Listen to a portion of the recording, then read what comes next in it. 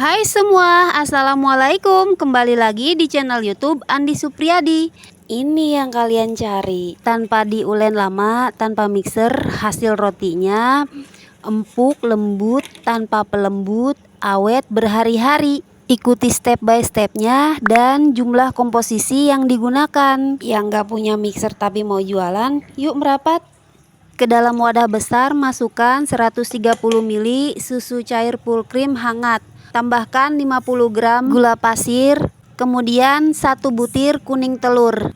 Resep ini recommended banget teman-teman buat ide jualan karena rotinya nggak mudah berjamur ya teman-teman. Rotinya juga lembut, empuk, tahan berhari-hari. Oke, ini tadi saya tambahkan 4 gram ragi instan ya. Kemudian tambahkan 45 gram margarin yang sudah dicairkan. Di sini pakai metode all in one ya teman-teman. Jadi semua bahannya dimasukkan di awal ya. Jangan lupa tambahkan garam, diaduk lagi sampai tercampur rata. Untuk ragi instannya dipastikan ragi yang masih aktif ya teman-teman. Kalau ragu raginya masih aktif atau enggak, boleh dites dulu menggunakan air hangat dan sedikit gula ya. Kalau berbuih baru raginya bisa digunakan. Oke, lanjut. Di sini saya masukkan tepung terigu sebanyak 250 gram. Ini diaduk lagi, diaduk seperti ini aja ya teman-teman, pakai sendok nasi. Diaduk sampai tercampur rata. Dan ini dia bahan yang bikin rotinya jadi awet ya teman-teman. Jadi awet lebih lama, tidak mudah berkembangnya jamur ya. Dan ini cuka makan ya teman-teman. Untuk penggunaannya saya pakai setengah sendok teh, harus dibarengi dengan soda kue 1/4 sendok teh ya teman-teman, harus ada keduanya dan dimasukkan secara bersamaan. Kemudian ini diaduk lagi sampai benar-benar tercampur rata agar nanti rotinya mengembang sempurna ya teman-teman. Oke, saya mau mengaduknya menggunakan tangan untuk merasakan konsistensi adonannya udah pas atau belum ya teman-teman. Juga untuk memastikan semuanya bener-bener udah tercampur rata. Ini diaduk sampai tidak lagi lengket di tangan ya, seperti ini. Kalau udah kayak gini kita tutup dan kita diamkan, kita proofing selama 60 menit atau sampai mengembang 2 kali lipat. Sekarang kita buat untuk isiannya. Saya mau buat selai serikaya homemade ala saya ya. Tuangkan 100 ml air, 85 gram gula pasir, dan 1 lembar daun pandan. Gunakan daun pandan yang agak tua ya teman-teman kalau ada, karena aromanya lebih wangi ya kalau yang lebih tua. Ini daun pandannya disobek-sobek kemudian diikat. Lanjut kita masak di atas api kompor sampai gulanya larut dan sampai harum dari aroma pandannya tercium ya teman-teman. Oke, ini daun pandannya udah saya buang, ini udah agak hangat ya teman-teman. Kemudian di sini saya tambahkan 100 ml air yang saya tambahkan 3 sendok makan fiber cream. Kalau teman-teman suka santan, boleh fiber cream diganti dengan santan kental sebanyak 50 ml. Tambahkan 1/4 sendok teh garam dan 2 butir kuning telur. Ini telurnya diaduk dulu ya teman-teman. Nah, kemudian ini kita masukkan sambil diaduk ya teman-teman. Pastikan cairannya ini tadi udah hangat ya. Kalau masih panas dikhawatirkan nanti jadi sup krim ya. Karena telurnya nanti akan kayak berserabut gitu teman-teman. Bahan terakhir, tambahkan 1 sendok teh munjung tepung maizena. Ini diaduk sampai maizenanya larut dan semuanya tercampur rata. Biar lebih harum saya tambahkan 1/4 sendok teh vanili bubuk. Sambil terus diaduk untuk mendapatkan warna yang lebih cantik, saya tambahkan sedikit pewarna makanan ya. Oke, diaduk lagi sampai tercampur rata. Tuh ya, warnanya lebih cantik ya, lebih cerah ya. Nah, kalau udah kayak gini, ini kita angkat aja. Ini teksturnya yang udah agak hangat ya. Kalau udah agak hangat kayak gini, kita langsung masukkan ke dalam piping bag agar tidak membentuk lapisan ya. Kemudian ini diikat dan dimasukkan ke dalam kulkas biar cepet dingin ya teman-teman. Ini rasanya enak banget loh teman-teman, mirip banget sama yang dijual-jual ya, roti bakery yang mahal itu. Cobain deh kalau nggak percaya. Oke, ini udah 60 menit ya. Ini rotinya udah mengembang sempurna ya. Tuh, lihat teman-teman, kalau ditarik, lihat serat-seratnya ya. Ini udah cakep banget. Ini tandanya sukses ya. Siapa bilang nggak punya mixer nggak bisa bikin roti? Untuk alas kerjanya sedikit diberi margarin biar nggak lengket ya teman-teman. Kemudian ini kita simpan aja di atas alas kerja. Dan sedikit kita aduk-aduk perlahan seperti ini untuk memecahkan gelembung udara yang terperangkap di dalamnya ya, biar nanti serat rotinya halus dan bagus ya teman-teman. Nah, ini udah terasa banget rotinya, adonan rotinya lembab banget ya teman-teman. Ini kita potong. Di sini saya potong menjadi 11 bagian ya, dengan berat masing-masing per piece-nya 45 sampai 46 gram ya. Penggunaan cuka dan baking soda ini sangat recommended banget ya teman-teman. Jadi dengan bahan yang murah kita bisa mendapatkan roti yang lembut dan awet, nggak gampang berjamur ya. Untuk ide jualan ini sangat recommended banget ya teman-teman. Nggak perlu beli pelembut roti yang harganya mahal dan agak sedikit susah dicari ya.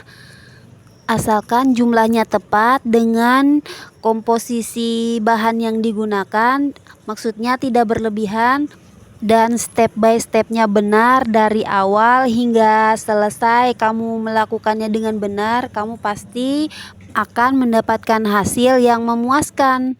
Oke, setelah dibulatkan ini didiamkan selama 10 menit. Kemudian setelah 10 menit kerjakan, ambil yang pertama kali dikerjakan tadi ya teman-teman, kemudian dipotong menjadi 2 dan dipotong lagi setiap bagiannya menjadi 4 potongan kecil-kecil ya, agar bentuknya rapih dan cantik. Di sini saya pakai ini ya, pakai kertas cetakan buat bikin roti ya teman-teman. Ini dirapikan dan dibulatkan ya. Nah, kayak gini ya kertas rotinya. Tuh, ini kita ambil satu potongan, kemudian kita tipiskan, kita letakkan di bawahnya dan kita pipihkan lagi untuk alas di bawahnya ya, biar nanti saling menempel setiap potongan satu sama lainnya. Nah, kayak gini aja. Dan ini potongan lainnya kita rapikan dengan cara dibulat-bulatkan, di rounding biar lebih cantik lagi ya. Balik lagi ke cuka, penggunaan cuka tidak bisa digantikan dengan jeruk nipis ataupun sitrun, hanya bisa digantikan dengan cuka apel. Dan kalau teman-teman pakai cuka harus ada baking sodanya ya, atau soda kuenya.